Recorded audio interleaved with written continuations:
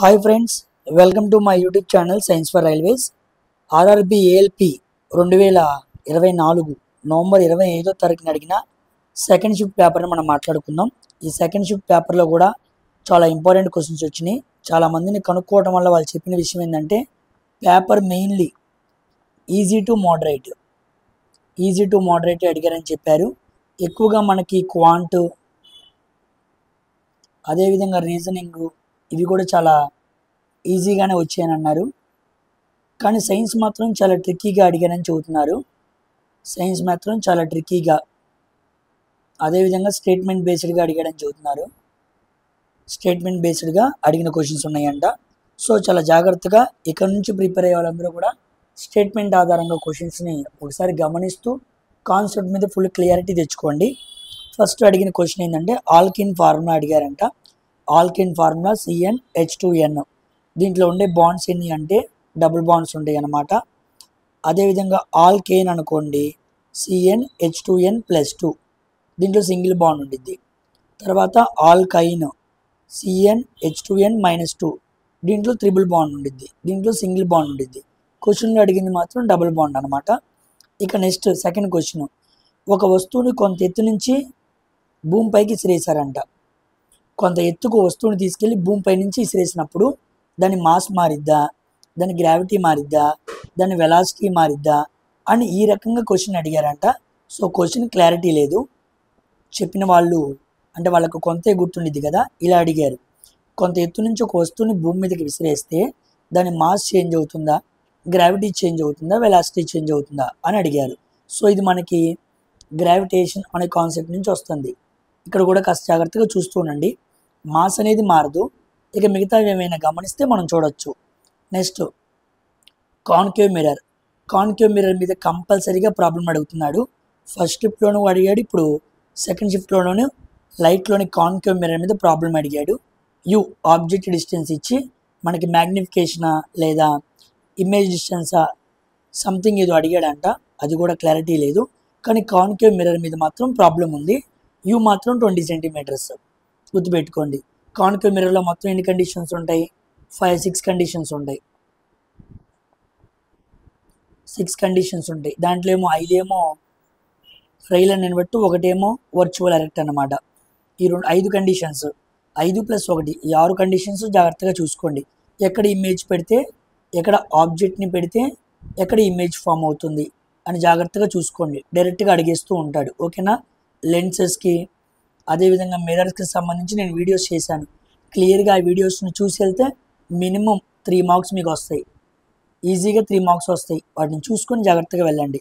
Next resistance మీద formula R=ρL/A. దీంట్లో length ఇచ్చారంట 10 మీటర్స్ అని, రెసిస్టెన్స్ అంతా ఎంత ఇచ్చారంట.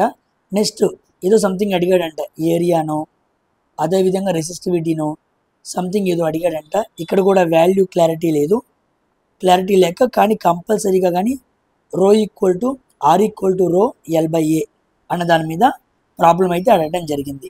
కాన్కేవ్ మిర్రర్ మీద ప్రాబ్లం వచ్చింది, దీని మీద కూడా ప్రాబ్లం వచ్చింది, గమనించండి. నెక్స్ట్ ఫ్రూట్స్లో లేదా సీడ్స్లో ఉండే ప్లాంట్ హార్మోన్స్ ఏంటని అడిగారంట. అది కూడా క్లియర్గా వాళ్ళు చెప్పలేదు. సీడ్స్ జర్మినేషన్ అవ్వాలనుకోండి మనకి జిబ్బరెల్లిన్ అనే హార్మోన్ కావాలి. అదేవిధంగా ప్లాంట్ గ్రోత్ అవ్వాలనుకోండి మనకి ఆక్సిన్ అనే హార్మోన్ కావాలి. కాయలు రాలి కింద పడాలనుకోండి అప్పుడు మనకి అబ్సిసిక్ యాసిడ్ అనే హార్మోన్స్ కావాలి. కాబట్టి ఏ హార్మోన్ ఎలా అడిగాడు అన్నది క్లారిటీ లేదు. కానీ ప్లాంట్ హార్మోన్స్ మీద మాత్రం కంపల్సరీగా ఒక బిట్ వచ్చిందని చెప్పారు. నెక్స్ట్ కెమికల్ రియాక్షన్స్ నుంచి మార్నింగ్ షిఫ్ట్లోనూ అడిగాడు, ఇప్పుడు షిఫ్ట్లోనూ అడిగాడు. ఇదిగోండి స్లేక్డ్ లైమ్, తడిసున్నాన్ని క్లోరిన్తో చర్య జరిపినప్పుడు ఏం ఫామ్ అయింది అని అడిగాడు. బ్లీచింగ్ పౌడర్ ఫామ్ అయింది. 2CaOH ట్వైస్ తడిసున్నం క్లోరిన్తో చర్య జరిపాడు. ఇదిగోండి CaOCl2, దీన్ని బ్లీచింగ్ పౌడర్ అంటారు. దీన్ని కాల్షియం హైపోక్లోరైట్ అంటారు. ఏమంటారు? Calcium hypochlorite.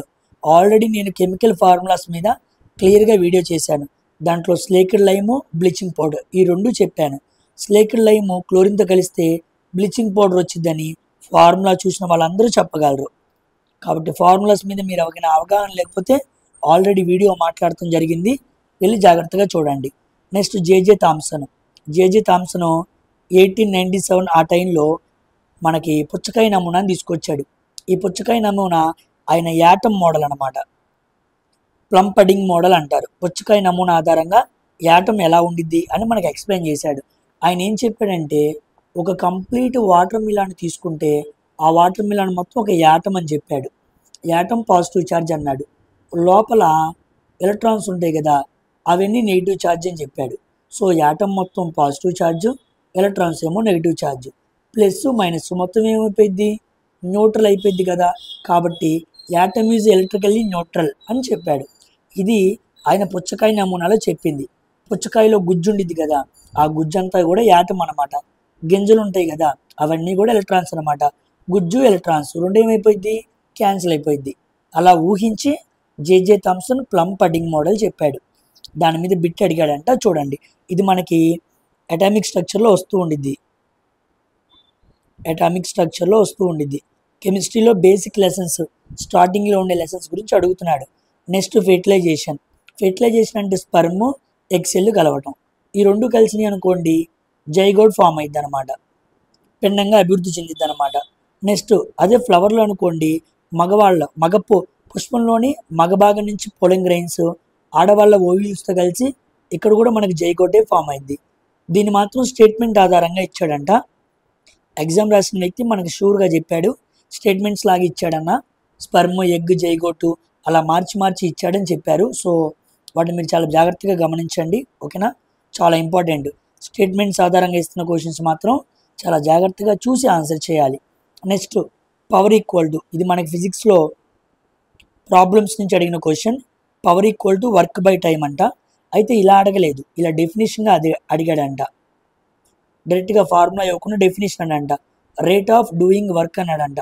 పవర్ రేట్ అంటే మీకు చాలాసార్లు చెప్పాను టైము. సో టైంని మెన్షన్ చేశాడు కాబట్టి work by time. Rate of doing of work అంటే మనం పవర్ అని చెప్పాలి. అదే capacity to do work is called energy అనమాట. Capacity to do work is energy, rate of doing power అనాలి. గుర్తుపెట్టుకోండి, డెఫినేషన్ ఆధారంగా ఇస్తే డెఫినేషన్ మీద ఒక క్లియర్ కట్ ఐడియా ఉండాలి. నెక్స్ట్ మ్యాగ్నెటిజం నుంచి బాగా అడుగుతున్నాడు. ఎవరైనా చూడని వాళ్ళు ఉంటే తప్పనిసరిగా ఈ 2 రోజుల్లో మ్యాగ్నెటిజాన్ని చూడండి, చాలా ఇంపార్టెంట్. ఛార్జ్కి మ్యాగ్నెటిక్ ఫీల్డ్కి సంబంధించి డిఫరెంట్గా క్వశ్చన్ అడిగాడంట. ఉదాహరణకి మ్యాగ్నెటిక్ ఫీల్డ్ క్రియేట్ అవ్వాలనుకోండి, కరెంట్ క్యారింగ్ కరెంట్ ఉండాలి. ఒక కరెంట్ అనేది కండక్టర్ గుండా ఫ్లో అయితేనే మాత్రమే మ్యాగ్నెటిక్ ఫీల్డ్ అనేది వచ్చింది, ఇది కరెక్టే. రెండోది motion of electrons around the nucleus. ఒక యాటమ్ తీసుకుంటే న్యూక్లియస్ చుట్టూ ఎలక్ట్రాన్స్ తిరుగుతూ ఉంటాయి, అప్పుడు వాటి మధ్య కూడా మ్యాగ్నెటిక్ ఫీల్డ్ ఉండిద్దంట. మ్యాగ్నెటిక్ ఫీల్డ్ అనేది ఛార్జ్ ఆధారంగా ఈ 2 కండిషన్స్లోనూ ఉండిద్ది. వీటిని యాంపియర్స్ లా అంటారు. ఏమంటారు? యాంపియర్స్ లా. దీని మీద అడిగాడు, చిన్న క్లారిటీ లేదన్నా ఇలాగే అడిగాడు అని చెప్పాడు స్టూడెంట్. సో నేను దానికి సంబంధించిన మ్యాటర్ మీకు రాసి పెట్టాను, చాలా జాగ్రత్తగా చూడండి. ఇక నెక్స్ట్ మ్యాగ్నెటిక్ ఫీల్డ్ మీద బేస్ కాకుండా వర్క్ అయ్యే ఇన్స్ట్రుమెంట్స్ ఏంటి అన్నాడు. ఇదిగోండి థర్మోమీటర్, మ్యాగ్నెటిక్ ఫీల్డ్ అక్కర్లా. బారోమీటర్, మ్యాగ్నెటిక్ ఫీల్డ్ అక్కర్లా. బల్బ్, మ్యాగ్నెటిక్ ఫీల్డ్ అక్కర్లా. బ్యాటరీ, మ్యాగ్నెటిక్ ఫీల్డ్ అక్కర్లా. కానీ motor, dynamo, compass, loud speaker ఇలాంటి వాటికి మ్యాగ్నెటిక్ ఫీల్డ్ కావాలి. మ్యాగ్నెటిక్ ఫీల్డ్ లేకపోతే ఇవి 4 పని చేయవన్నమాట. చూసారా, మ్యాగ్నెటిక్ ఫీల్డ్ మీదే 2 రకాలు, 2 టైప్స్ క్వశ్చన్స్ అడిగాడు. సో చాలా important. Next bad quality of coal అనమాట. మనకి ఆర్గానిక్ కెమిస్ట్రీ నుంచి కూడా క్వశ్చన్స్ టచ్ అయినాయి. ఇక బ్యాడ్ రకమైన కోల్ని పీట్ అంటారు, చివరి రకమైన. అదే గుడ్ రకమైన క్వాలిటీ అనుకోండి యాంథ్రసైట్ అంటారు. క్వశ్చన్తో పాటు ఇంకా ఎక్స్ట్రా ఇన్ఫర్మేషన్ కూడా ఇస్తున్నాను. యాంథ్రసైట్, బిట్యుమినస్, అర్థమైందా, పీట్, ఇలా రకరకాలు ఉంటాయి. దీంట్లో ఇంకో రకం కూడా ఉంటుంది. యాంథ్రసైట్ గుడ్ క్వాలిటీ అనమాట, పీట్ చివరి క్వాలిటీ అనమాట. సో బ్యాడ్ క్వాలిటీ అన్నాడు కాబట్టి పీట్ గుర్తుపెట్టుకోండి. నెక్స్ట్ KLM ఉన్నాయి కదా మనకి, కర్పరాల సంఖ్య. తెలుగులో కర్పరాల సంఖ్య అంటారు, ఇంగ్లీష్లో ఆర్బిటాల్స్ నంబర్ అంటారు. ఆర్బిటాల్స్ నంబర్ లేదా షెల్స్ నంబర్స్ అంటారు. షెల్స్ అనమాట. కర్పరంలో ఎన్ని ఎలక్ట్రాన్లు ఉన్నాయి కనుక్కోవడానికి ఫార్ములా ఏంటి, చాలాసార్లు చేయించాను, 2n², where n is equal to principal quantum number. చూడండి ఇక్కడ K వాల్యూ ఏమో n, ఎన్ వాల్యూ 1 పెట్టామనుకోండి 2 ఎలక్ట్రాన్స్ వస్తాయి. కే వాల్యూ 2 ఈ ఫార్ములా పెట్టామనుకోండి 8 వస్తాయి. కే వాల్యూ 3 ఈ ఫార్ములా పెట్టామనుకోండి 18 వస్తాయి. కే వాల్యూ 4 ఈ ఫార్ములా పెడితే 32 వస్తాయి. అలాగా కేలో ఎన్ని, ఎల్లో ఎన్ని, ఎంలో ఎన్ని, ఎన్లో ఎన్ని, అలా కక్షల ఆధారంగా అడుగుతూ ఉంటాడు. కే అంటే 1, ఎన్ వాల్యూ 1, ఎన్ వాల్యూ 2, ఎన్ వాల్యూలు గుర్తుపెట్టుకుంటే కక్ష ఏంటో తెలుస్తుంది మనకి. కక్ష ఆధారంగా ఎలక్ట్రాన్స్ ఎన్నో చెప్పచ్చు, చాలా important. Next plant cell. Plant cell అనేది దేంతో నిర్మాణమైందని అడిగాడంట. సెల్యులోజు. ప్లాంటా ఫంగసా అనే క్లారిటీ లేదు, నాకైతే 2 చెప్పాడు, అందుకే 2 రాశాను. ఫంగస్ సెల్వాలు కైటిన్తో తయారైద్ది, గుర్తుపెట్టుకోండి. యానిమల్కి సెల్వాలు, ప్రోటోజోవాకి సెల్వాలు ఉండదు, ఓకేనా. వీటి రెండింటికి మినహాయించి అన్నిటికీ సెల్వాలు ఉండిద్ది. ప్లాంట్కి ఫంగస్కి సెల్వాలు, ప్లాంట్ ఏమో సెల్యులోజు, ఫంగస్ ఏమో కైటిన్తో నిర్మాణమైంది. నెక్స్ట్ బ్యాలెన్సింగ్ మీద క్వశ్చన్ అడిగాడంట, మెటల్స్ నాన్ మెటల్స్ మీద క్వశ్చన్ అడిగాడంట, ఓకేనా. సో ఓవరాల్గా మనం అర్థం చేసుకోవాల్సిన విషయం ఏంటంటే, కంపల్సరీగా ఎవరైతే ఫిజిక్స్ చదువుతారో ఫిజిక్స్లో అందరూ కూడా లైట్ అనే టాపిక్ని చాలా జాగ్రత్తగా చూసుకోండి. మ్యాగ్నెటిజం అనే టాపిక్ని జాగ్రత్తగా చూసుకోండి. లైట్లో మనకి లెన్సెస్, అదేవిధంగా మిర్రర్స్, వాటిని ఇంకా జాగ్రత్తగా చూసుకోండి. నెక్స్ట్ కెమిస్ట్రీలో వస్తే అటామిక్ స్ట్రక్చరు, అదేవిధంగా కెమికల్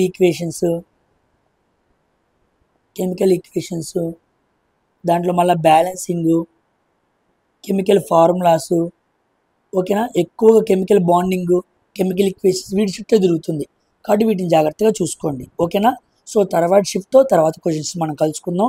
కాస్త లేట్ అయినప్పటికీ మంచి క్వశ్చన్స్ అన్నీ ఎత్తుక్కొని అడిగినవి చాలా జాగ్రత్తగా రాసి వాటికి ఒక బౌండరీ కేసి మీకు ఎక్స్ప్లెయిన్ చేస్తున్నాను. మీరు చూడటంతో పాటు నలుగురికి షేర్ చేయండి, ఓకేనా. మరొక వీడియోతో కలుద్దాం. Until then thank you very much for watching my video. Bye.